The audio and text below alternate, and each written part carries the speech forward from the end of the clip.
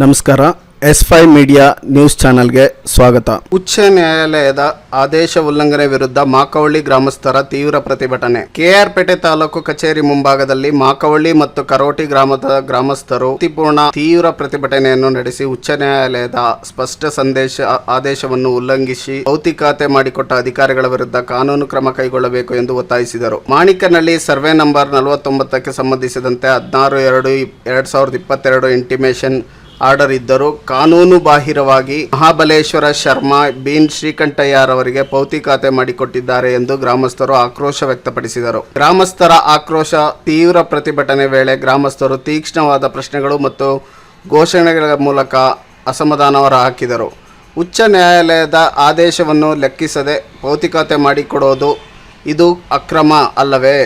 ಕಾನೂನಿನ ಮೇಲೆ ನಂಬಿಕೆ ಇಟ್ಟು ಬಂದಿದ್ದೇವೆ, ಆದರೆ ಅಧಿಕಾರಿಗಳ ನಡೆ ನುಡಿ ನಾವು ಮೋಸ ಹೋದವರು.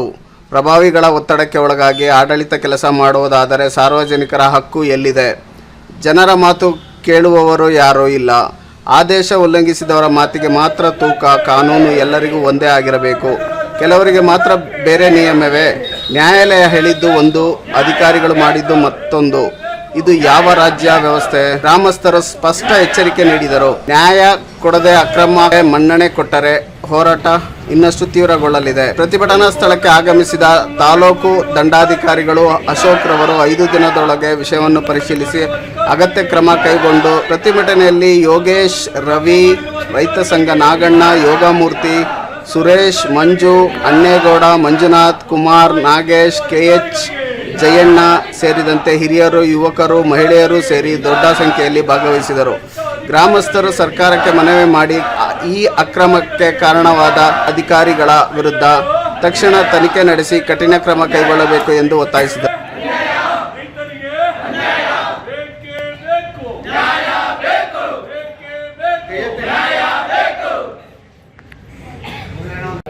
ಇದೇ ಕೆಆರ್ಪೇಟೆ ತಾಲೂಕು ಕಿಕ್ಕೇರಿ ಹೋಬಳಿಯ ಸರ್ವೆ ನಂಬರ್ 49ರಲ್ಲಿ ಹಿಂದೆ ಆದಂಥ 71-75ರಲ್ಲಿ ಇಂದಿರಾ ಗಾಂಧಿ ಅವರೊಂದು ಆದೇಶ ಮಾಡಿದ್ರು. ಉಳುವವನಿಗೆ ಭೂಮಿ ಒಡೆಯ ಅಂತ ಆದೇಶ ಆಗಿತ್ತು. ಆ ಆದೇಶದ ಪ್ರಕಾರ ಎಲ್ಲ ರೈತರು, ಮಾಕವಳ್ಳಿ ಗ್ರಾಮದ ರೈತರು ಎಲ್ಲರೂ 60 ಎಕರೆ ಜಮೀನು ಮಂಜೂರಾತಿ ಆಗಿತ್ತು. BC ಆಫೀಸಲ್ಲೂ ಕೂಡ ಅದು ಮಂಜೂರಾತಿ ಆಗಿತ್ತು. ಮಂಜೂರಾತಿ ಆದ ನಂತರ ತಪ್ಪು ಮಾಹಿತಿ ಕೊಟ್ಟು ಖಾತೆ ಮಾಡಿರ್ತಾರೆ. ಇದನ್ನ ನಾವು ಸಂಬಂಧಪಟ್ಟಂಗೆ ಈ ತಿಂಗಳಲ್ಲೇ ದಿನಾಂಕ 17/11/2025ರಲ್ಲಿ ನಾವು ಇದೇ ಕಚೇರಿ ಮುಂದೆ ಚಳುವಳಿ ಮಾಡಿರ್ತೀವಿ. ಚಳುವಳಿ ಮಾಡಿದಾಗ ಮಾನ್ಯ ತಹಸೀಲ್ದಾರ್ ಇದೇ ಅಶೋಕ್ ಅವರು ಬಂದು ನಮಗೆ ಒಂದು ಭರವಸೆ ಕೊಡ್ತಾರೆ, ನಾನು 3 ದಿನದೊಳಗೆ ನಾವು ಕ್ರಮ ತಗೋತೀನಿ, ಅದರಿಂದ ಅವಕಾಶ ಮಾಡಿಕೊಡಿ ಅಂತ ಅವತ್ತು ಒಂದು ಚಳುವಳಿಗೆ ಕೇಳ್ಕೊಂಡಿರ್ತಾರೆ. ಅದ್ರ ಪ್ರಕಾರ ನಾವು 3 ದಿನ ಅಂದ್ಬಿಟ್ಟು ನಾವು 3 ದಿನ ಅಲ್ಲ 5 ದಿನ ಅವಕಾಶ ಕೊಟ್ಟಿರ್ತೀವಿ. ನಿನ್ನೆ ಸೋಮವಾರ ಬಂದು ನಾವು ಅವ್ರನ್ನ ಕೇಳಿದಾಗ ನನ್ನ ಪಾರ್ಟ್ ಆಫ್ ವರ್ಕ್ ನಾನು ಮಾಡಿದ್ದೀನಿ, ನಾನೇನು ಮಾಡೋಕ್ಕಾಗೋದಿಲ್ಲ, ಅದು ನನ್ನ ಗಮನಕ್ಕೆ ಬರ್ಧನೆ ಮಾಡಿರೋದ್ರಿಂದ ನಾನು ಮಾಡೋದಲ್ಲ, RI ಮಾಡಿರೋದ್ರಿಂದವ ನಾನೇನು ಮಾಡೋಕ್ಕಾಗೋದಿಲ್ಲ ಅಂತ ಹೇಳ್ತಾರೆ.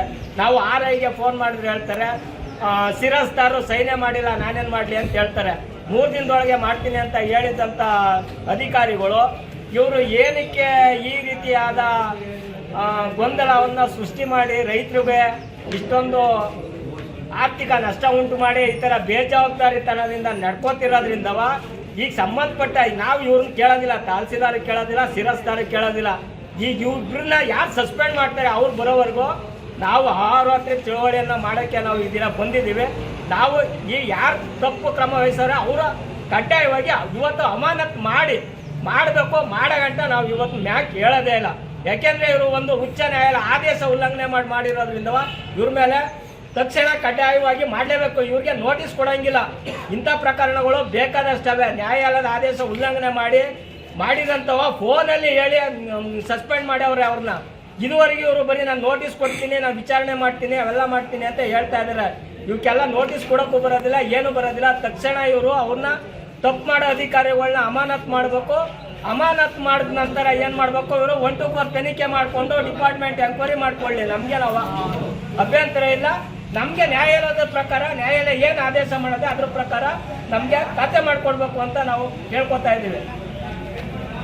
ಒಬ್ಬ ಅಂಗಲಿಕನ್ನ ಕರ್ಕೊಂಡು 2 ವರ್ಷ ತವಲಿಂದ ನಮ್ಮ ಜಮೀನಿಗೆ ನಾವು ತಿದ್ದುಪಡಿನ ಮಾಡ್ಸಕ್ಕೋಸ್ಕರವ ಅಂಗಲಿಕದನ್ನ ದಿವಸ 200 ರೂಪಾಯಿ ಆಟೋದ್ ಕೊಟ್ಕೊಂಡು ದಿವಸ 2 ವರ್ಷದ ಈ ತಾಲೂಕ್ ಆಫೀಸ್ಗೆ ಅಂದ್ರೂ ಬರೀ ಹಿಂಬರ ಬರ್ಕೊಡ್ತಾರೆ ಹೊರತು ನಮ್ಮಿಂದ ನಮ್ಗೆ ಆಗುತ್ತೆ ಅಂತ ನಮ್ಗೆಲ್ಲ ಫುಲ್ಲು 1 ವರ್ಷದಿಂದ ಇಲ್ಲ ಅಂದ್ರೂ 4-5 ಸಾವಿರ ರೂಪಾಯಿ ಬರೀ ಆಟೋ ಕೊಟ್ಕೊಂಡು ತಿರ್ತಾ ಇದ್ದೀನಿ. ಕೈ ಇಟ್ಕೊಂಡು ತಿರ್ಗಿದ್ರು ಕೂಡ ಬಂದು ಸರ್ ಅಂತ ಹಿಂದ್ಗಡೆ ಹೋದ್ವಿ, ಅದೇನು ಬರ್ಕೊಟ್ಟು ಕಳ್ಸ್ಬಿಡಿ ಅಮ್ಮಂಗೆ ಅಂತ ಹೇಳ್ತಾರೆ. ಕಡ್ದವ್ರವ್ರ ಕೆಲ್ಸಕ್ಕೆ ಹೋಗ್ತಾರೆ. ನಾವು ರೈತರು ದನ ಬಿಟ್ಟು ಕರ ಬಿಟ್ಟು ಅಂತ ಕೈ ಹಿಡ್ಕೊಂಡು ಕರ್ಕೊಂಡ್ ಬಂದು ಕೂಡ ನಮ್ಮನ್ನೇ ಕ್ಯಾರಿ ಅನ್ನೋದಿಲ್ಲ. ಏನು ಕೆಲಸದು? ನಮ್ಮ ಜಮೀನು ಏನೋ ಹಿಂದೆ ಮಾಡಿರೋದಕ್ಕೆ ಏನಪ್ಪ ಅಂದ್ರೆ ಅದನ್ನ ತಿದ್ದುಪಡಿ ಮಾಡ್ಕೊಡಕ್ಕೆ ಅಷ್ಟಕ್ಕೆ 2 ವರ್ಷ ತವಲಿಂದಿವೆ. ಅವರಿಂದ ಇವ್ರಿಗೆ ಹೇಳೋದು, ಇವರಿಂದ ಅವ್ರಿಗೆ ಹೇಳೋದು. ಬರೀ 2 ವರ್ಷ ತವಲಿಂದ ಕಣ್ಕಂಡೇರ್ನ ಕೈ ಹಿಡ್ಕೊಂಡು ಆಟ ಮಾಡ್ಕೊಂಡು ತರಗತಿಗೆ ತರಬೇಕು. ಅಲ್ಲಿಂದ ನಮ್ಮೂರಿಗೆ ಆಟೋದಲ್ಲಿ ಹೋಗ್ಬೇಕು. 1 ತಿಂಗಳಲ್ಲಿ ಇಲ್ಲ ಅಂದ್ರೆ 10 ದಪ್ಪ ಬದೈತೀನಿ. 1 ತಿಂಗಳಿಗೆ 10 ದಪ್ಪ. ಶಾಸಕರ್ತಕ್ಕೆ ಹೋಗಿ ಅಂತಾರೆ, ಶಾಸಕರ್ತವರಿಂದ ಉಪಶಾಸಕಕ್ಕೆ ಹೋಗಿ ಅಂತಾರೆ, ಅಲ್ಲಿಂದವ ನಿಮ್ಮ ಕಸ್ಬಾ ಒಬ್ಳಿಗೆ ಹೋಗಿ ಅಂತಾರೆ. 10 ಓಡಾಡಿದ್ರು ನಮ್ಮ ಬಂಗ 2 ವರ್ಷ ತವಲಿಂದ ಯಾವುದು ಆಗಿಲ್ಲ. ನಿಮ್ಮ ಹೆಸರು? ಶೋಭಾ. ಯಾವ ಊರು? ಅರವಟ್ಟಿ. ಈ ದಿವಸ ತಾಲೂಕು ಆಡಳಿತ ಅವತ್ತು ಹೇಳ್ದಂಗೆ ಹಿಂದುಳಿದೈತೆ. ಇವರು ಲಂಚ ಕೋರು ಅಂತ ನಮಗೆ ಕಣ್ಣಿಗೆ ಕಾಣಿಸ್ತಾ ಐತೆ. ಯಾಕಂದರೆ ಹೋದ ಸಲ ನಾವು ಹೋರಾಟ ಮಾಡಿದಾಗ ತಾಲೂಕು ದಂಡಾಧಿಕಾರಿ ಇಲ್ಲಿಗೆ ಬಂದು 5 ದಿವಸದೊಳಗಡೆ ನಿಮ್ಮ ಸಮಸ್ಯೆಯನ್ನು ನಾನು ಬಗೆಹರಿಸ್ಕೊಡ್ತೀನಿ ಅಂದರು. ಇವತ್ತು ಕೂಡ ಯಾವುದೇ ರೀತಿ ಬಗೆಹರಿಸ್ಕೊಟ್ಟಿಲ್ಲ. ನೆನ್ನೆ ಬಂದು ನಮ್ಮ ಮುಖಂಡರು ಬಂದು ಮಾತಾಡಿದ್ದಾರೆ. ಅವರು ಕೂಡ ಸ್ಪಂದಿಸ್ತಾನೆ ಇವತ್ತವರೆಗೂ ಅವ್ರಿಗೆ ಅವರೇ ಖಾತೆ ಕೊಡ್ತಾ ಇದೆ. ಇವರು ಹೈಕೋರ್ಟ್ ಆದೇಶವನ್ನ ಉಲ್ಲಂಘನೆ ಮಾಡಿದ್ದಾರೆ ಅಂದರೆ ಇವ್ರ ಮೇಲೆ ಏನು ಕ್ರಮ ತಗೋಬೇಕು, ಯಾರು ತಗೋಬೇಕು ಅನ್ನೋದು ನಮ್ಗೆ ಇವತ್ತುವರೆಗೂ ಗೊತ್ತಾ ಇಲ್ಲ. ಇವರು ಮೋಸ್ಟ್ಲಿ ನಂತರ ಕೋರೇ ಇರಬೇಕು ಅಂದ್ಬಿಟ್ಟು ಇವತ್ತು ಎಲ್ಲರೂ ಕಣ್ಣಿಗೆ ಕಾಣಿಸ್ತಾ ಐತೆ. ಇವರು ರೈತರಿಗೆ ಎಷ್ಟು ಮೋಸ ಮಾಡ್ತಾ ಇದ್ದಾರೆ, ಎಷ್ಟು ಅನ್ಯಾಯವನ್ನ ಮಾಡ್ತಾ ಇದ್ದಾರೆ ಅನ್ನೋದು ಇವತ್ತುವರೆಗೂ ಗೊತ್ತಾಯ್ತಾ ಇಲ್ಲ. ಆದ್ರಿಂದ ತಾಲೂಕು ಆಡಳಿತ ಆಗಲಿ, ಎಸ್ ಆಗಲಿ, ಕೊನೆಗೆ DC ಆಗಲಿ ಅವ್ರು ಬರೋಗಂಟ ಈ ಓಟವನ್ನು ನಿಲ್ಲಿಸ್ತಾರ ಅಂತ ಈ ಮೂಲಕ ನಾನು ಹೇಳ್ತಾ ಇದ್ದೀನಿ. ಮಾಕವಳ್ಳಿ ಗ್ರಾಮದ ರೈತ ಮುಖಂಡ. 17ನೇ ತಾರೀಕು ಒಂದು ಚಳವಳಿ ಮಾಡ್ತೀವಿ. ಚಳವಳಿ ಉಚ್ಚ ನ್ಯಾಯಾಲಯದ ಆದೇಶವನ್ನು ಉಲ್ಲಂಘನೆ ಮಾಡಿ ಇವರು ಈಗ ಖಾತೆ ಮಾಡಿರೋದನ್ನ ವಿರೋಧ ಮಾಡಿ ಒಂದು ಚಳವಳಿ ಮಾಡ್ತೀವಿ. ಚಳವಳಿ ಮಾಡಿ 17ನೇ ತಾರೀಕು ಮಾಡಿದಾಗ ತಹಸೀಲ್ದಾರ್ ಬಂದು ಗಮನ ಹರಿಸ್ತಾರೆ. ನಾನು ಇನ್ನು 3 ದಿವಸದೊಳಗೆ ಯಾವ ಕಾರಣಕ್ಕೂ ನಿಮ್ಮ ಕೆಲಸನ ನಾನು ಮಾಡಿಕೊಡ್ತೀನಿ, ನಿಮ್ಮ ಕೆಲಸಕ್ಕೆ ನಾನು ತೊಂದರೆ ಕೊಡಲ್ಲ ಅಂತ ಹೇಳಿ ಆಶ್ವಾಸನೆಯನ್ನು ಕೊಟ್ಟಾಗ ನಾವು ಚಳವಳಿನ ತಗೊಂಡಿರ್ತೀವಿ. ಆ ಚಳವಳಿನ ತಗೊಂಡಂಥ ಸಂದರ್ಭ ಆದಾಗ ನಾವು 3 ದಿವಸಕ್ಕೆ 9 ದಿವಸ ಟೈಮ್ ಕೊಡ್ತೀವಿ. 9 ದಿವಸ ಟೈಮ್ ಕೊಟ್ಟು ನೆನ್ನೆ ಬಂದು ನಾವು ಕೇಳ್ತೀವಿ, ಸ್ವಾಮಿ ನಮ್ದು ಇನ್ನೂ ಆಗಿಲ್ವಲ್ಲ, ಯಾವಾಗ ಮಾಡ್ತೀರಿ ನಮ್ಮ ಕೆಲಸನ? ನನ್ನ ಕೆಲಸ ಮುಗಿದೋಗಲ್ಲಪ್ಪ, ಇನ್ನು ಬೇರೆಯವ್ರ ಕೆಲಸ ಮಾಡಬೇಕು. ಬೇರೆಯವ್ರು ಯಾರು ಬರಬೇಕು ಸ್ವಾಮಿ? ಬೇರೆಯವ್ರು ಯಾರು ಬರಬೇಕು? ಅಸಿಸ್ಟೆಂಟ್ ಕಮಿಷನರು ಬರಬೇಕು. ಅಸಿಸ್ಟೆಂಟ್ ಕಮಿಷನರು ಬರೋ ಗಂಟ ನಿರಂತರವಾಗಿ ಚಳವಳಿ ಮಾಡ್ತೀವಿ.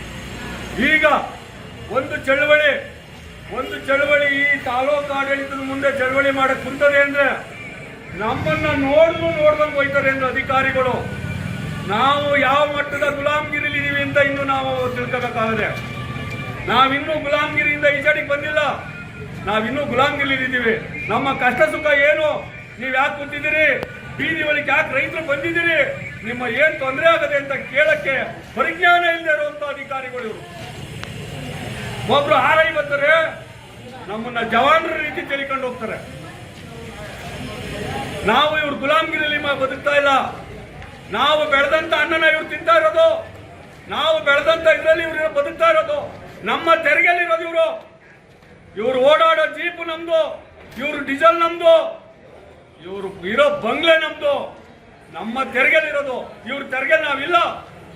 ಆದ್ರೆ ನಮಗೆ ಮೋಸ ಮಾಡ್ತಾವ್ರೆ, ರೈತರಿಗೆ ಮೋಸ ಮಾಡ್ತಾರೆ ಅಂದ್ರೆ ಇನ್ಯಾರಿಗೆ ಮೋಸ ಮಾಡಲ್ಲ. ಇವರು ಉಚ್ಚ ನ್ಯಾಯಾಲಯವನ್ನ ಉಲ್ಲಂಘನೆ ಮಾಡೋರು ಅಂದ್ರೆ ಆ ಉಚ್ಚ ನ್ಯಾಯಾಲಯದ ನ್ಯಾಯಾಧೀಶರಿಗೆ ಇವರು ಕಾನೂನು ಸಲಹೆ ಹೇಳ್ಕೊಡಕ್ ಹೋಗ್ತಾರೆ ಅಂತ ನಮ್ಮ ಭಾವನೆ ಐತೆ. ಇಷ್ಟು ಹೇಳಕ್ಕೆ ನಾವು ಬಯಸ್ತೀವಿ. ಸರ್ ಈ ಪೌತಿ ಖಾತೆ ಮಾಡಿರೋರ ಮೇಲೆ ನೀವು ಕ್ರಮ ಏನು ತಗೋತೀರಿ ಸರ್? ಅದು ತಪ್ಪಲ್ವಾ ಸರ್? ಅದು ಇಲ್ಲ ಅವ್ರು ಹೇಳಿ ನಮ್ಗೆ, ಅವರೇ ಹೇಳಿ ಫೋನಲ್ಲಿ ಹೇಳಿ ತೊಗೊಳ್ಳಿ ನಾನು ಮಾಡ್ಕೊಡ್ತೀನಿ ಅಂತ ಆಗ್ಬೇಕಾದ್ರೆ ನೋಡೋಣ. ಬರ್ತಾ ಇದ್ದಾನೆ ಒಂದು ಕೋರ್ಟ್ ಕೇಸ್ ಇದೆ. ನಮಸ್ಕಾರ, ನಾನು ನ್ಯೂಸ್ ಚಾನಲಿಂದ. ಸರ್, ಇದು ಉಚ್ಚ ನ್ಯಾಯಾಲಯದಿಂದ ಆದೇಶ ಇದೆ. ಸೊ ಅದು ಇದ್ರೂ ಪೌತಿ ಖಾತೆ ಮಾಡಿದ್ದಾರೆ. ಅದಕ್ಕೆ ನಿಮ್ಮ ಪ್ರತಿಕ್ರಿಯೆ ಏನು ಸರ್? 2022 ಅಲ್ಲಿ ಹಾಕಿರುವಂಥ ರಿಟ್ ಪಿಟಿಷನ್ ಕೇಸು, ಅದರಲ್ಲಿ 31/10/2025ಗೆ ಆ ಕೇಸು ಡಿಸ್ಪೋಸ್ ಆಗಿದೆ ಪ್ರಸ್ತುತ ಅಂತ.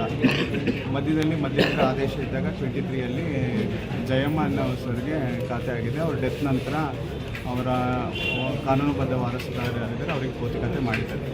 ಆ ಒಂದು ಸಮಯದಲ್ಲಿ RTC ಕಾಲಮ್ ನಂಬರ್ 13ರಲ್ಲಿ 11ರಲ್ಲಿ ರಿಸ್ಟ್ರಿಕ್ಷನ್ ಇದ್ದಿದ್ದರೆ ಅವರು ಪೌತಿ ಖಾತೆನೂ ಮಾಡ್ತಿರಲಿಲ್ಲ. ಈ ಎಲ್ಲ ವಿಷಯಕ್ಕೋಸ್ಕರ ಅವರಿಗೆ ಕಾರಣ ಕೇಳಿ ನೋಟಿಸ್ ಕೂಡ ಕೊಟ್ಟಿದ್ದೀವಿ.